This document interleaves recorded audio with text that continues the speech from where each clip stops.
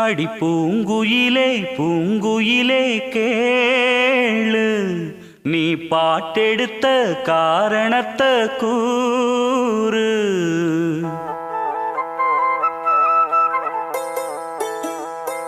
அடி பூங்குயிலே பூங்குயிலே கேளு, நீ பாட்டெடுத்த காரணத்தை கூறு. யாரிடத்தில் உன் மனசு போச்சு, நூலை போல உன் உடம்பு ஆச்சு.